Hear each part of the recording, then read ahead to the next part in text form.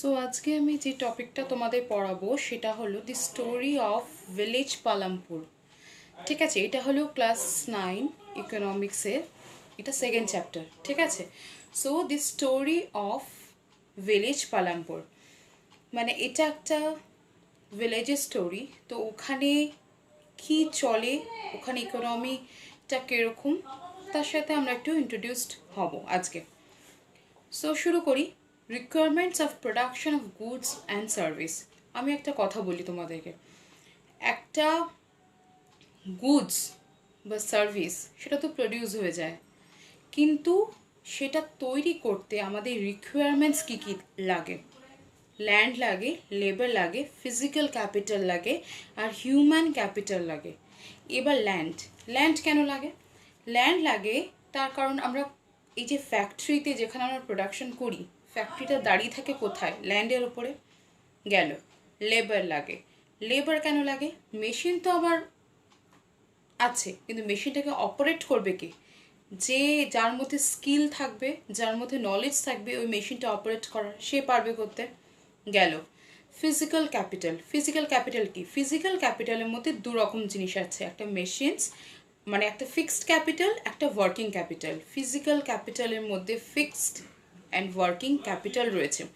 Fixed capital কি? যেটাকে আমরা সহজ ভাষায় বলতে পারি মেশিন। মানে প্রোডাকশনটা হয়ে গেল গুডসের, সেটাকে আমি মার্কেটে সেল করে দিলাম, কিন্তু তারপরেও যেই মেশিনটা প্রোডাকশন করতে আমাকে সাহায্য করেছিল সেটাকে কিন্তু আমি ফেলবো না। তার মানে কি? ওইটা আমার থেকে যায়, বারবার প্রোডাকশন আমি ওটা দিয়ে করতে পারি, সেটাকে আমি বলি ফিক্সড, মানে যেটা চট করে আমার চেঞ্জ হয় না। নেক্সট হলো আমার ওয়ার্কিং ক্যাপিটাল। ওয়ার্কিং ক্যাপিটালকে একটা ছোটো এক্সাম্পল দিয়ে বলি। ধরে নাও আমি প্লাস্টিকের কিছু গ্লাস তৈরি করছি, তো আমাকে বাজার থেকে কি করতে হবে? প্লাস্টিক কিনে আনতে হবে। এইবার সেই প্লাস্টিকগুলোকে আমি কি করলাম? মেশিনে দিলাম, সেখান থেকে আমার গ্লাস বেরিয়ে আসলো। প্লাস্টিকে তো আমার শেষ হয়ে গেল। যদি আমি আরও বেশি গ্লাস বানাতে চাই তাহলে আমাকে বাজার থেকে আরও প্লাস্টিক কিনতে হবে। তাহলে প্লাস্টিকটা কি এখানে? প্লাস্টিকটা হলো এখানে আমার ওয়ার্কিং ক্যাপিটাল, মানে হলো যেটা used up in one production, একটা প্রোডাকশনে যেটা ইউজড আপ হয়ে যাচ্ছে। আর মেশিন কি? যেটা একটা প্রোডাকশনে আমার ইউজড আপ হচ্ছে না। গেল। Next human capital. এটা তো নলেজ, আমি আগেই বললাম নলেজ ছাড়া কোনো কিছুই পসিবল না। So knowledge. এইবার হলো পালামপুর যে ভিলেজের যে স্টোরিটা আমি আজকে বলবো, তার আগে আমাকে একটু ফার্মার্সের সম্বন্ধে একটু জানতে হবে, কারণ ওখানকার কীরকম কি হয় না হয়, কি করে প্রোডাকশন করে, কি করে জানবো। ঠিক আছে, সো আমরা কি জানি ফার্মাররা কিভাবে আর্ন করে, কি করে আর্ন করে? ওরা ল্যান্ডে ওরা কি করে? ক্রপ গ্রো করে, সেখান থেকে ওরা সেল করে, সেখান থেকে ওরা ইনকাম পায়। গেল। কিন্তু এবার যদি আমি বলি ওর ইনকামটা বাড়বে কি করে, ফার্মারের ইনকামটা এখানে ইনক্রিজ হবে কি করে, ভাবতেই তো পারি ফার্মারের ইনকামটা ইনক্রিজ হবে কি করে হবে। তখন অনেকেই হয়তো বলবে এই তো ল্যান্ডে গ্রো করছে ক্রপ, ঠিক আছে, তো আরও বেশি ল্যান্ডে ক্রপ গ্রো করবে। আগে এটুকু ল্যান্ডে ক্রপ গ্রো করতো, এখন এতটা ল্যান্ডে ক্রপ গ্রো করবে। কিন্তু এটা কি পসিবল? রিয়েল লাইফে, ইন রিয়ালিটি এটা কি সত্যি পসিবল? ল্যান্ড কি বাড়ানো যায়? ল্যান্ড কি এত পাওয়া যায়? পাওয়া যায় না তো। কি করে ল্যান্ড পাবে? সেই ল্যান্ডগুলো তো আমাদের ইউজ হচ্ছে অন্য অন্য কাজে। আমাদের বড় বড় বিল্ডিংস তৈরি হচ্ছে, বড় বড় ইনফ্রাস্ট্রাকচার তৈরি হচ্ছে, অনেক কিছু করতে হচ্ছে, বড় বড় হাইওয়েজ হচ্ছে, তো সেখানে এত ল্যান্ড পাবো কোত্থেকে আমি? তারপরেও আমি বলতে পারি যে ল্যান্ড তাহলে আমার লিমিটেড, তো ওই লিমিটেড ল্যান্ডেও কিন্তু আমি ক্রপ বেশি করে প্রডিউস করতে পারি। ঠিক আছে, আর সেটাকেই আমরা বলি মাল্টিপল ক্রপিং। তার মানে আমাকে মাল্টিপল ক্রপিং করতে হবে। মাল্টিপল ক্রপিং কীরকম? ধরে নাও রেনি সিজনে আমরা জোয়ার বা বাজরা গ্রো করলাম, অক্টোবর নভেম্বরের সময় পোটাটো গ্রো করলাম, তারপরে আমরা ধরে নিচ্ছি আমরা উইট গ্রো করলাম আরেকটা সিজনে। তাহলে এইভাবে করে আমরা শুধুমাত্র রাইসই আর তৈরি না করে করে শুধুমাত্র রাইস এইটা না তৈরি করে আমরা কিন্তু মাল্টিপল ক্রপিং করতে পারি, তাহলেও কিন্তু দেখা যায় যে আমার প্রোডাকশনটা বেড়ে যায়। এইবার হচ্ছে আমার মডার্ন ফার্মিং, এইবার আসছে আমার মডার্ন ফার্মিং। ঠিক আছে, তো মডার্ন ফার্মিং কি, এটাও কিন্তু করলে আমাদের প্রোডাকশন বাড়ে।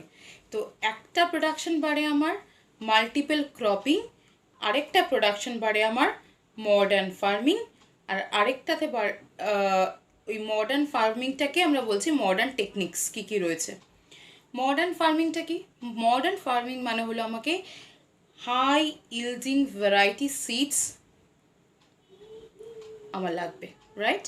এবার হাই ইল্ডিং ভ্যারাইটি সিডস এইটা দিয়ে ফার্স্ট হরিয়ানা অ্যান্ড পাঞ্জাব এরা অনেক বেনিফিটেড হয়েছিল, অনেক।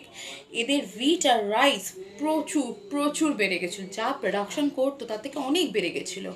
ঠিক আছে, আমি কি বললাম, আমার ফার্মার্স যারা রয়েছে ভিলেজেসে তারা ইনকাম পায় থেকে, আমি একটু আবার বলছি, পিছিয়ে গিয়ে আবার বলছি, ঠিক আছে, ব্যাক থেকে আবার বলছি, তারা ইনকাম পায় থেকে, তারা ইনকাম পায়, তারা ক্রপ গ্রো করে, সেখান থেকে তারা সেল করে, সেখান থেকে তারা ইনকাম পায়, হয়ে গেল। এইবার তারা ইনকামটা বেশি করে পাবে কি করে? ক্রপ বেশি করে গ্রো করতে হবে, কিন্তু ল্যান্ড তো আমার লিমিটেড, বেশি তো ল্যান্ড পাওয়া যাচ্ছে না, তাহলে ওই ল্যান্ডের মধ্যেই আমাকে বেশি করে ফার্মিং করতে হবে। তাহলে সেটা কি করে করতে হবে? সেটা দুটো টেকনিক আছে, একটা মাল্টিপল ক্রপিং, একটা মডার্ন ক্রপিং। মাল্টিপল ক্রপিং তো বললাম, আজকে এই সিজনে একটা ক্রপ, ওই সিজনে আরেকটা ক্রপ, তারপরের সিজনে আরেকটা ক্রপ। আর মডার্ন ফার্মিং কি? মডার্ন ফার্মিং হলো আমাকে হাই ইল্ডিং ভ্যারাইটি সিডস আমাকে ইউজ করতে হবে, গেল। এইবার মডার্ন টেকনিক্স, ঠিক আছে, মডার্ন টেকনিক্স এটা কি? এটা হলো টিউবওয়েল ইউজ করতে হবে, ট্র্যাক্টর ইউজ করতে হবে। এর মানে কি? আগে মানুষ মাঠে জল দিত, ঠিক আছে, ফার্মে জল দিত, কিন্তু সেটা মানুষ যখন এটা করছে তখন তো অনেক পরিশ্রম হয়ে যাচ্ছে, সেখানে মেশিন ইউজ করা হয়েছিল না। এবার যখন টিউবওয়েল হচ্ছে তখন ওই কটা মানুষ অনেক অনেক জল কি করতে পারছে, বেশি করে সাপ্লাই করতে পারছে, গেল। ট্র্যাক্টর ইউজ হচ্ছে, কিন্তু কথা হচ্ছে ভালো দিকগুলো তাও আমরা পড়লাম, ঠিক আছে। High yielding variety seeds use করতে গেলে যে আমাকে টিউবওয়েল ইউজ করতে হবে, কারণ ওই সিডসগুলো প্রচুর জল খায়, ঠিক আছে, তো গেল। কিন্তু এইটার ডিসঅ্যাডভান্টেজ কি আছে? এই হাই ইল্ডিং ভ্যারাইটি সিডস এইটা যে বারবার করে বলছি, এটা ডিসঅ্যাডভান্টেজ কিন্তু আছে। কি অ্যাডভান্টেজ আছে, ডিসঅ্যাডভান্টেজ কি কি আছে, এগুলো আমরা দেখি। আমি আগেই বললাম এই সিডসগুলো প্রচুর ওয়াটার খায়, যদি প্রচুর ওয়াটার খায় তাহলে কি হবে? টিউবওয়েল থেকে ওয়াটার দিতে হচ্ছে ফার্মে, তাই তো। এবার কি হচ্ছে, গ্রাউন্ড ওয়াটার যে লেভেলটা আছে ওটা কিন্তু দিনে দিনে কমে যাচ্ছে, যেটা কিন্তু একেবারেই আমাদের কারোর জন্য ভালো নয়। আমাদের জল কমে যাচ্ছে তো, যেটা কিন্তু ভালো না।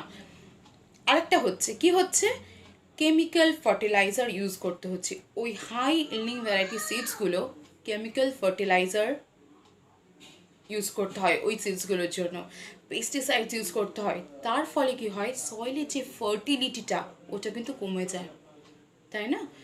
সয়েলের ফার্টিলিটি কমে যায়, তো এটা কি ভালো? এটাও তো ভালো না।